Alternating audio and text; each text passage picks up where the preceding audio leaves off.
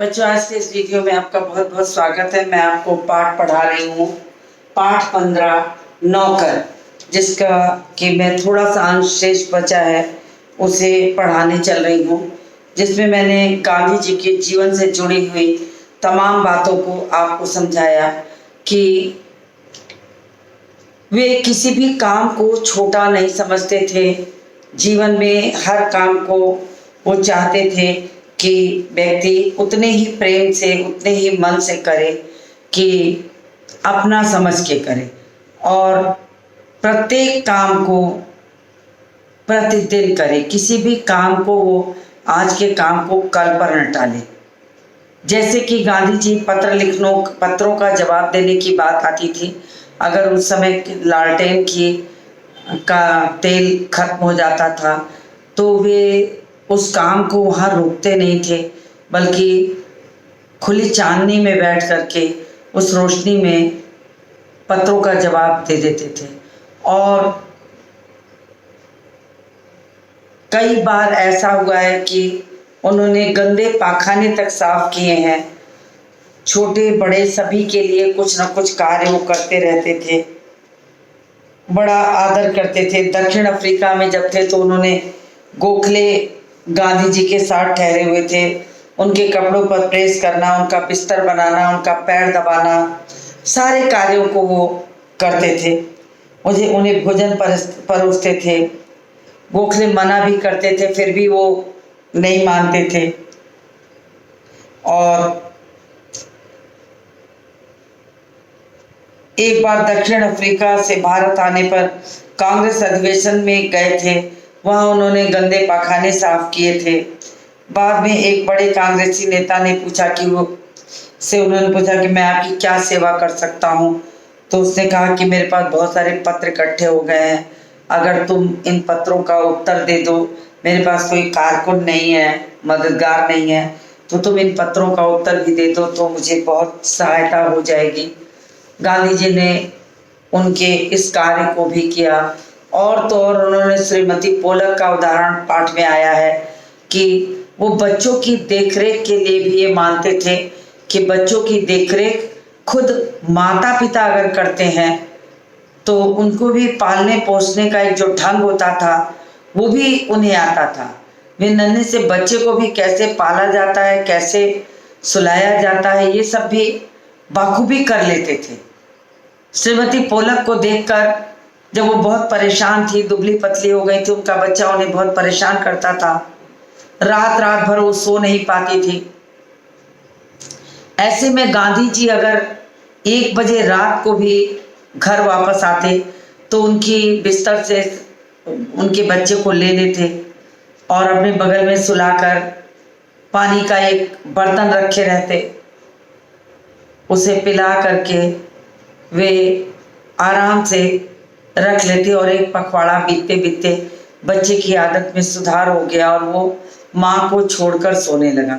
तो कहने का तात्पर्य ये है कि गांधी जी किसी एक प्रकार के कार्य को ही कर लेते थे, ये बड़ी बात नहीं है।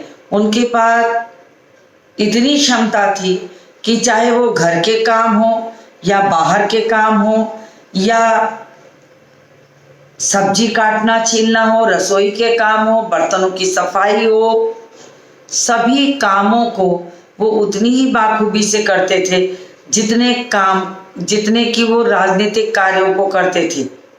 अधिवेशन में जाना, भाषण देना, प्रार्थना सभाओं में जाना, ये सारे काम को जितनी बाखूबी करते थे उतने ही प्रेम पूर्वक, उतनी ही अच्छी तरह देखभाल वो घर की भी करते थे और हर चीज का ध्यान रखते थे।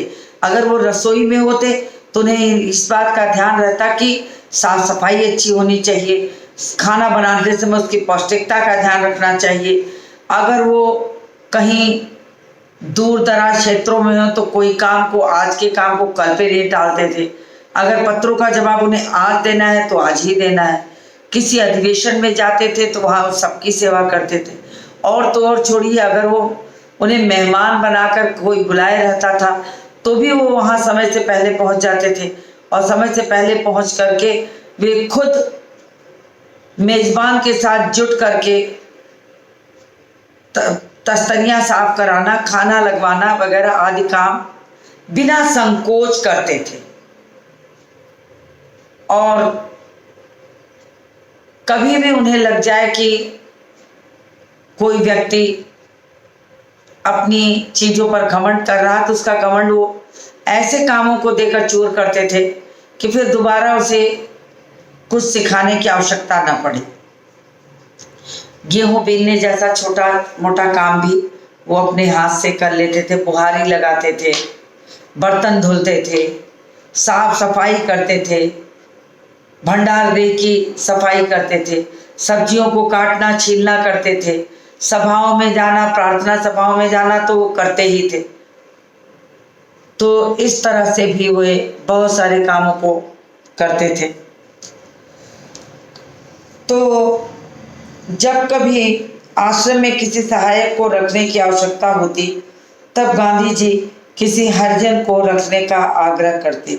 उनका कहना था, नौकरों को हम वेतन भोगी मजदूर नहीं, अपने भाई के समान मानना चाहिए। अब उनका मानना ये था कि अगर किसी को आप नौकर बना के रखना चाहते हैं तो जो सबसे कमज़ोर तबका है, सबसे कमज़ोर वर्ग है, हरिजन, सबसे छोटी जाति के लोग हैं, आप उन्हें अवसर दो, उन्हें आप कामों पर रखो और जिससे कि उन्हें सहयोग मिले। और साथ ही साथ किसी को भी अगर आप वेतन भोगी यानी पैसे के लिए रख रहे हो तो सिर्फ ये मत सोच के रखो कि मैं उसे नौकर बना के रख रहा हूँ, वो मेरा नौकर है। अगर आप उसे अपने घर के सदस्य की तरह रखते हो तो संभवतः उसके प्रति जो प्रेम है, उसके प्रति जो भावना है वो बहुत ऊंची हो जाएगी, अर्थात उसे भी बहुत अच्छा लगेगा और आपको भी। इसीलिए किसी को भी घर में नौकर न मानो। घर में नौकर रखा है तो भी उसे आप संबंधों की डोर में बांध दो, उसे एक नाम दे दो, उसे एक सम्मानित स्थान दे दो। तो आप उसे सिर्फ वेतन भोगी नौकर बनाकर ये कि तुम नौकर हो, तुम्हें ये करना चाहिए, तुम्हें वो करना चाहिए, इस चीज़ का एहसास मत दिलाओ, तो उसे बहुत अच्छा लगेगा। भाई के समान मानकर उससे काम ले लो। इसमें कुछ कठिनाई भी हो सकती है, कुछ चोरियां हो सकती हैं, फिर भी हमारी कोशिश सर्वथा निष्फल नहीं जाएगी। अब उन्होंने कहा कि हाँ, ये मैं नहीं कह सकता कि अगर तुम इन छोटे लोगों को वेतन भोगी नौकर बना करके घर ला रहे हो और आप उनको घर के सदस्य की तरह रखना चाहते हो, और लेकिन कभी कभी कुछ प्रतिशत ये उम्मीद भी की जा सकती है कि आपके घर में कोई चोरी हो जाए या आपको उनसे कोई और नुकसान मिल जाए। ये नहीं कहा जा सकता 100% कि ऐसा कभी होगा ही नहीं, ऐसा भी हो सकता है। तो उन्होंने कहा लेकिन 100% ये बात सही है कि अगर आप इन्हें रखेंगे तो चोरियां ही होंगी, तो ये पक्का नहीं है। हो भी सकता है, नहीं भी हो सकता है। हो सकता है कि आप किसी वेतन भोगी को जब अपने भाई के दर्जे पे रखकर उससे काम ले तो वो आपके साथ निस्वार्थ भाव से काम करता रहे, तो उससे आपको बहुत प्रेम भी मिले, सहयोग भी मिले, आपको सुरक्षा भी मिले, ये भी हो सकता है। लेकिन संभावना के रूप में हम कभी कभी ये भी सोचते हैं कि हो सकता है उससे कोई छोटी मोटी चीज़ों का डर भी हो। तो ये भी उन्होंने यहाँ कहा है।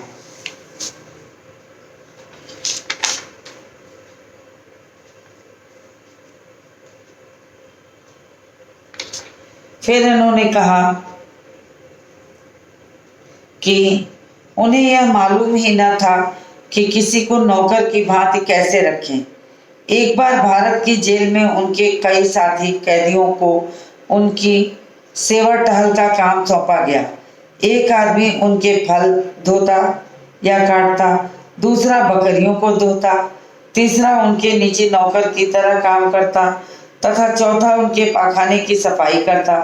एक ब्राह्मण कैदी उनके बर्तन धोता और 2 गोरे यूरोपियन प्रतिदिन उनकी चारपाई बाहर निकालते। इस तरह से उन्होंने नौकरों के साथ रहकर भी ये देखा कि हाँ, नौकरों के साथ रहकर जीवन कैसे चलता है और कैसे रहा जाता है। एक बार जब वो भारत की जेल में थे तो कई साथी कैदियों को उनकी सेवा टहल के लिए बताया गया था, रखा गया था। उनके कई साथी उनके काम करते थे, हर काम के लिए उन्हें अलग अलग नौकर मिले थे। तब उन्होंने जाना कि वास्तव में नौकर का क्या मतलब है, नौकर साथ रहकर क्या क्या करता है। लेकिन फिर भी उनके नज़र में एक जो सबसे बड़ी बात थी वो ये थी कि अगर कोई नौकर बनकर भी रहे तो आप उसे नौकर मत समझे कि मैंने इसे पैसे पे खरीद लिया है, बल्कि नौकर की जगह आप उसे एक रिश्ते की डोर में बांध दीजिए। देखिए, बच्चों को कक्षा में, जब छोटे कक्षा में रहते हैं और स्कूलों में जाते आते हैं तो उन्हें ये सिखाया जाता कि स्कूल में काम करने वाली जो ग्रुप डी के एम्प्लॉय होते हैं उनको भी आप कैसे बुलाओ, उनको भी आंटी कहो, अंकल कहो, दीदी कहो, भैया कहो, तो उनके मन में भी ये भावना नहीं आएगी कि मैं सिर्फ नौकर हूँ, बल्कि ये आएगा कि मुझे तो सारे लोग भाई के समान समझते हैं और भाई के समान समझने पर उनको जो काम करने को कहा जाएगा वो दूने उत्साह से कर लेंगे। उसी काम को अगर आप ये एहसास दिलाकर कि तुम नौकर हो, तुम्हें करना चाहिए, तो संभवतः उनके काम में ऐसी चीज़ें, ऐसा प्रेम न हो, सिर्फ वो अपना समय और पैसे की कीमत के अनुसार काम करें। लेकिन आप उसे अगर एक रिश्ते में भाई बनाकर, एक डोर में बांध करके, प्रेम दे करके काम कराओगे तो वो उम्मीद से ज़्यादा और अच्छा काम कर सकते हैं। तो बच्चों को स्कूल वगैरह में यही सिखाया जाता है कि देखो, किसी को भी आप नाम से नहीं बुलाओगे और न तो ऐसे बुलाओगे कि उसका अपमान हो, तो आप उसे अच्छी तरीके से प्रेम देकर बुलाओगे।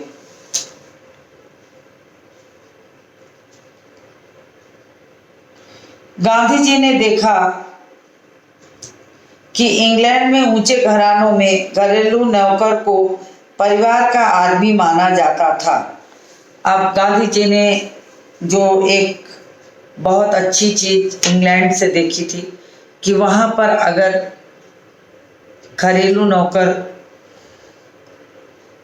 रखे जाते हैं तो उन्हें ये नहीं एहसास दिलाया जाता कि वो घरेलू नौकर है, बल्कि उन्हें क्या दिया तो उन्हें सम्मान, प्रेम और घर के सदस्य की तरह इज्जत दी जाती है। एक बार एक अंग्रेज के घर से विदा लेते समय उन्हें यह देखकर खुशी हुई कि घरेलू नौकरों का उनसे परिचय नौकर की तरह नहीं बल्कि परिवार के सदस्य के समान कराया गया।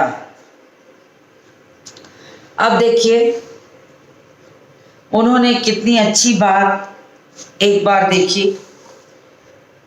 एक बार वो किसी अंग्रेज के घर से गए थे और जब वहाँ से आने लगे तो सब लोगों का परिचय वहाँ के लोगों का कराया गया और सबके परिचय के साथ साथ वहाँ के घर में काम करने वाले, घरेलू काम करने वाले जो नौकर थे उनका परिचय भी कराया गया। तो ये नहीं लगा कि वे नौकर हैं, बल्कि घर के सदस्यों की तरह उनका परिचय कराया गया, और जिससे कि गांधी जी ने ये देखा कि वहाँ उनके नौकरों को परिवार में वो सम्मान, वो प्रेम मिलता है, तो उनमें बहुत अपनत्व की भावना होती है, उनमें बहुत ज़्यादा अपनापन मिलता है, और जिसके कारण वे अपने काम को बहुत अधिक लगन से कर सकते हैं। तो यही गांधी जी कहते हैं कि अगर तुम घर में वेतनभोगी नौकर रखते हो तो सबसे पहले 2-3 बातों का ध्यान रखो कि बहुत आवश्यकतामंद जो व्यक्ति हो उसे ही आप रखो। दूसरी चीज कि अगर आप वेतनभोगी नौकर रखते हो तो सिर्फ उसे नौकर मत समझो, घर के सदस्य की तरह समझो। अगर तुम घर के सदस्य की तरह समझोगे, उसके खाने, उसके पीने, उसके रहने, उसके सोने आदि का जो समय है, जो बातें हैं, उसका ध्यान रखकर काम लोगे तो वो अपनी क्षमता से दुगना काम आपके लिए करेगा। ये बताया गया है पाठ में। और गांधी जी इस चीज से बहुत प्रभावित होते हैं कि एक अंग्रेज के यहाँ जब वो जाते हैं और नौकर का परिचय उनको घर के सदस्यों की तरह कराया गया तो उन्हें लगा कि नौकर चाहे वेतनभोगी हो या कहीं कार्यालय का हो, चाहे घरेलू काम के लिए हो, उसे भी सम्मान मिलना चाहिए। एक बार एक भारतीय सज्जन के यहाँ काफी दिनों तक ठहरने के बाद गांधी जी जब चलने लगे तब उस घर के नौकरों से उन्होंने विदा ली और कहा, मैं कभी किसी को अपना नौकर नहीं समझता, उसे भाई या बहन ही माना है। अब उन्होंने एक दूसरा उदाहरण पेश किया है कि एक बार एक भारतीय सज्जन के यहाँ वो काफी दिन तक रहे तो वहाँ के नौकरों ने उनकी बड़ी सेवा की, बहुत देखरेख की। और जब वो वहाँ से विदा होकर जाने लगे तो उन्होंने ये बात बताई कि मैं कभी किसी को नौकर नहीं समझता हूँ, उसे अपने भाई बहन की तरह मानता हूँ और आप लोगों को भी मैं अपना भाई समझता हूँ।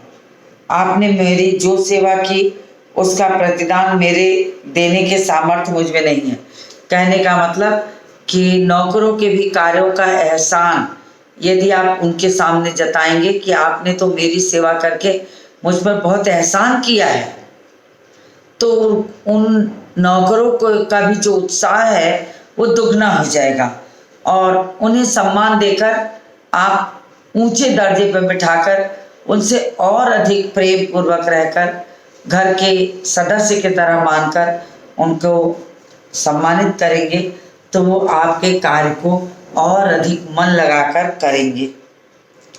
तो गांधी जी ने भी कहा कि आप लोगों के द्वारा की गई मेरी जो सेवा है उसके बदले में देने के लिए मेरे पास कुछ नहीं है, मैं सामर्थ्य नहीं हूँ कि मैं दे सकूं, लेकिन ईश्वर आपको इसका पूरा फल देंगे। यानी मेरा प्रेम आपके प्रति इतना है कि अगर मैं तो उसको आपको उसके बदले में कुछ देने लायक हूँ नहीं, लेकिन ईश्वर आपको इस कार्य के बदले में तमाम सुख सुविधाएं और सम्मान देगा। मेरी ईश्वर से यही प्रार्थना है। तो इस तरह से गांधी जी ने जो इस पाठ में कहा है कि वास्तव में हर एक काम को मन के साथ अगर करेंगे तो कोई काम ना आपको छोटा लगेगा, ना आपको ऐसा लगेगा कि उस काम को करने के लिए हमें किसी की आवश्यकता है।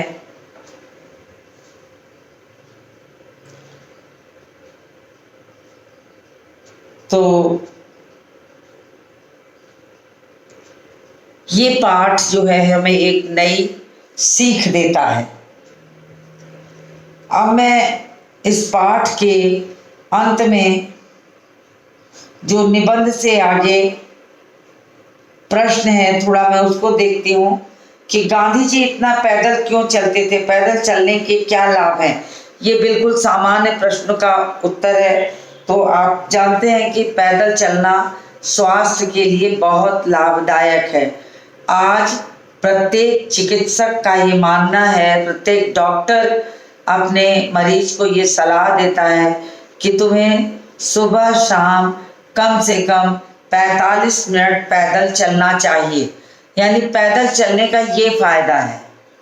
तो गांधी जी पैदल चलने से हमारे हमारी सांसें तेज चलती हैं, हमारे फेफड़े चौड़े होते हैं, उसमें स्वच्छ वायु जाती है, अनावश्यक चर्बी नहीं चढ़ती है, स्वास्थ्य अच्छा रहता है और हमें दूसरों के ऊपर आश्रित भी नहीं रहना पड़ता।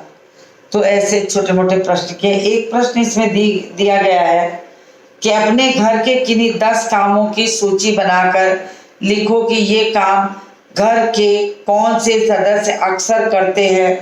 तुम उस तालिका की सहायता ले सकते हो। तो मैं इसको आपको यहाँ बोर्ड पर बनाकर दिखाती हूँ कि तालिका बना करके कैसे घर के कामों की सूची बनाई है। तो यहाँ पर काम दिए गए हैं कि काम है और उसके बाद जो काम है उसमें मैं क्या कर सकता हूँ, बाकी लोग क्या कर सकते हैं। तो मैं क्या क्या कर सकता हूँ, तो मैं की जगह आप अपने आप को रख दीजिए। फिर उसके बाद कहा है कि माँ क्या करती है, माँ क्या करती है।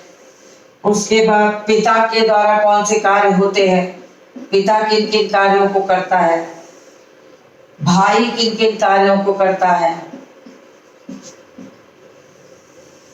बहन किन किन कामों को करती है,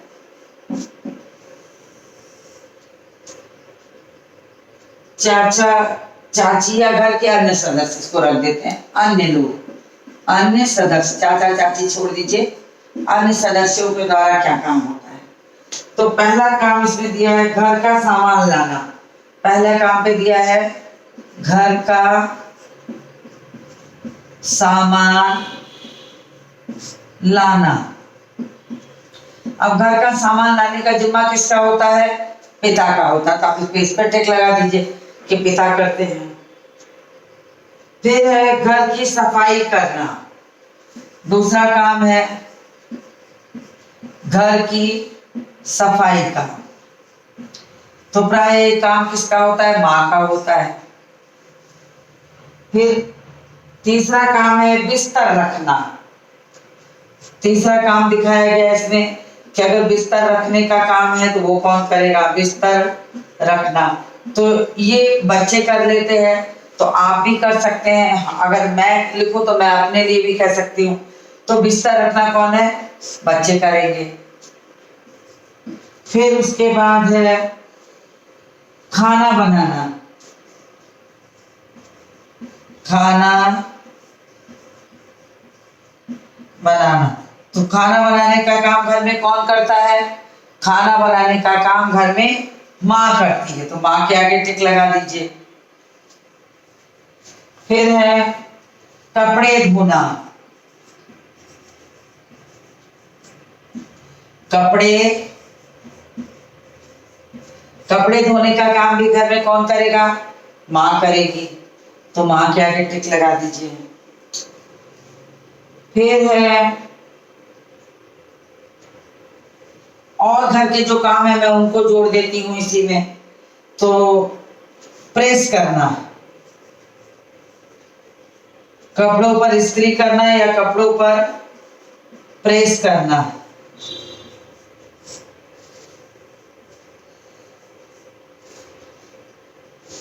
तो कपड़ों पर प्रेस करने का काम कौन कर सकता है, भाई कर सकता है या बहन कर सकती है। तो आप किसी का आगे लगा दीजिए, भाई कर सकता है। फिर और क्या काम हो सकते हैं, आपके जूतों पर पॉलिश हो सकता है, जूतों पर पॉलिश करना। इसे कौन कर सकता है, आपके छोटे भाई बहन में बहन कर सकती है। फिर अतिथियों की सेवा हो सकता है,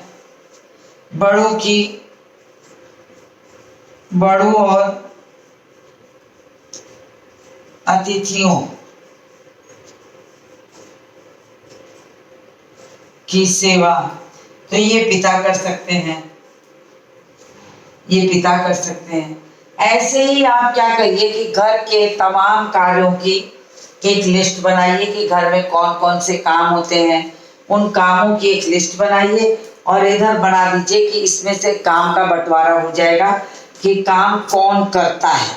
तो ये सारी चीजें जो हैं आप इस तरह काम बांट सकते हैं और इसी आधार पे आप लोगों को काम दे भी सकते हैं कि देखो भाई ये काम है। अगर माँ का काम है सफाई करना तो बिस्तर उठाने का काम आपका खुद का है। अगर माँ का काम है खाना बनाना तो कपड़े धोने का काम बहन भी कर सकती है। तो आप चाहें तो इसे बंटवारे में डाल करके अलग कर सकते हैं या इसे किसी भी रूप में बांट सकते हैं और उस कामों को उसके जिम्मे डालकर काम के बोझ को भी हल्का कर सकते हैं। तो एक चीज यहाँ पर ये कही गई है। उसके बाद अनुमान और कल्पना के कुछ प्रश्न मैं देखती हूँ कि अगर कुछ बताने लायक है तो उसे बता दूं। गांधी जी अपने साथियों की जरूरत के मुताबिक हर काम कर देते थे, लेकिन उनका खुद का काम कोई और करे उन्हें ये पसंद नहीं था। क्यों? सोचो और शिक्षक से पूछकर सुनाओ। तो वास्तव में कहा जाए तो गांधी जी का काम के अंदर जो भावना थी वो भावना थी सेवा भावना, और उस सेवा भावना के चलते वे दूसरों की सेवा करते थे। लेकिन कभी भी उनके हिस्से का काम अगर कोई करना चाहे तो उन्हें बहुत बुरा लगता था कि उन्हें ये समझा जाए कि वे बूढ़े हैं, बीमार हैं, वे काम नहीं कर सकते, उन्हें आराम की ज़रूरत है। तो संभवतः उन्हें बुरा लगता था, उन्हें ये लगता था कि व्यक्ति को आत्मनिर्भर होना चाहिए। तो गांधी जी ने को यही बात पसंद थी कि हर एक को आत्मनिर्भर होना चाहिए, और आत्मनिर्भरता के कारण ही मनुष्य जो रहता है सक्षम होता है, उसके अंदर ताकत आती है। तो इसीलिए संभवतः वे इस चीज को अपने कामों को दूसरों से कराना बिल्कुल पसंद नहीं करते थे। इसका अगला प्रश्न है, नौकर को हमें वेतनभोगी मजदूर नहीं अपने भाई के समान मानना चाहिए। इसमें कुछ कठिनाई भी हो सकती है, फिर भी हमारी कोशिश सर्वथा निष्फल नहीं जाएगी। गांधी जी की इस बात को अपने मित्रों को समझाओ। तो इसमें समझाना क्या है, ये है कि इस बात को सोचे, ऐसा करने पर, प्रयत्न करने पर क्या कठिनाइयां आ सकती हैं, यानी ऐसे कौन कौन से कार्य हैं कि ऐसा करने पर हमें दिक्कत आ सकती है। तो आप चाहें तो इस बात को अपने दोस्तों में रखकर उनसे चर्चा करिए कि वास्तव में इनसे कौन कौन सी कठिनाइयां आ सकती हैं। उसके बाद का प्रश्न है, गांधी जी की कही लिखी बातें लगभग 100 से अधिक किताबों में दर्ज हैं। घर के काम, बीमारों की सेवा, मेहमानों से बातचीत आदि ढेरों काम करने के बाद गांधी जी को लिखने का समय कब मिलता होगा? गांधी जी एक दिन कैसे गुजारते होंगे, इस पर कल्पना से लिखें। मतलब आपको खुद सोचना है कि उनके पास कितना वक्त मिलता था और उस वक्त में वो कौन कौन से काम करते थे, इसको आप अपनी अनुमान और कल्पना से लिखिए। तो आपको इसमें बताना होगा कि गांधी जी सुबह उठकर सबसे पहले नित्य क्रिया से निवृत्त हो ईश्वर का भजन करते थे, प्रार्थना सभा में जाते थे, फिर वे बाहर घूमते होंगे, थोड़ा बहुत खा पी कर खाली होकर के वो आने वाले लोगों से मुलाकातें करते थे। घर के सारे कामों को करने के बाद रात्रि में वे अपने कुछ ऐसे काम जो बाहर के थे जिन्हें करना आवश्यक था वो उस समय करते थे, जैसे रात में पत्रों के उत्तर देने का कार्य, या किसी प्रार्थना सभा में जाना है, या कहीं पर किसी समाज को संबोधित करना है, किसी अधिवेशन में भाग लेना है। तो इस तरह के कार्यों का जो योजनाबद्ध तरीका था उनका, वो सारी चीज को रात्रि समय में सोने से पहले करके तब वो सोते थे। तो उन्होंने अपने जीवन में अपनी दिनचर्या ऐसी ही बना ली थी कि पूरे दिन और रात के 2-4 घंटे को छोड़कर वो पूरे दिन के कार्यों को एक नियमित तरीके से, एक योजनाबद्ध तरीके से बांट लिए थे और उसी क्रम में करने से वे बिल्कुल निश्चिंत हो जाते थे कि उनका हर काम अपने एक नियत समय पे, एक निश्चित समय पर हो जाता है। इसके बाद अगला प्रश्न है, पाठ में बताया गया है कि गांधी जी और उनके साथी आश्रम में रहते थे। आश्रम किसे कहते हैं? स्कूल के छात्रावास से गांधी जी का आश्रम किस तरह अलग था? पता करो और बताओ। तो आश्रम और छात्रावास में बस इतना ही अंतर है कि छात्रावास में अध्ययन से जुड़े हुए छात्र रहते हैं, वहाँ एक अलग तरह का शोरगुल होता है, वहाँ के नियम तौर तरीके एक अलग तरह के होते हैं और कैसे खाने पीने लगभग मिलती हुई चीज़ें ही होती हैं। खाने पीने का नियम, कहाँ कैसे खाना है, मैस में जाना है तो कहाँ से प्लेट उठानी है, कहाँ प्लेट को रखना है, वहाँ भी एक तौर तरीका होता है। उसी तरह आश्रम में भी एक तौर तरीका होता था, एक नियम होता था और आश्रम में रहने वाले प्रत्येक लोगों का जो काम था वो निश्चित रूप से बटा था और उस बटे हुए काम को सही समय पे सही लोग करते जाते थे। बस इतना था कि छात्रावास और आश्रम में अंतर इतना था कि आश्रम में अनुभवी और बड़े लोग रहते थे और शोर शराबे से दूर शांति भरे वातावरण में रहते थे और हर एक व्यक्ति अपने कार्यों को अपनी जिम्मेदारी के साथ करता था। तो ये कहा गया है। अब पांचवा प्रश्न इसमें है, वो कुछ खास नहीं है, तो मैं भाषा की बात का एक प्रश्न है उसे समझा देती हूँ थोड़ा सा।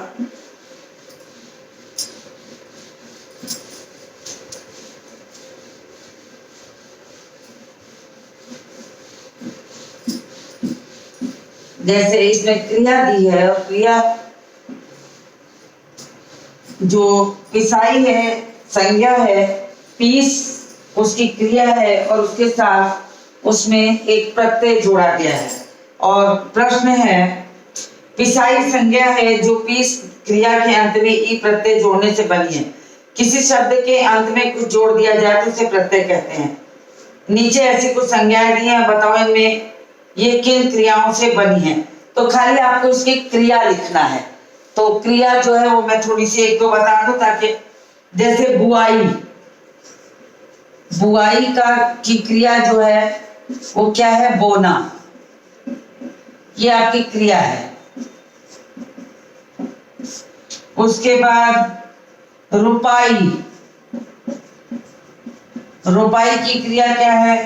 रोपना।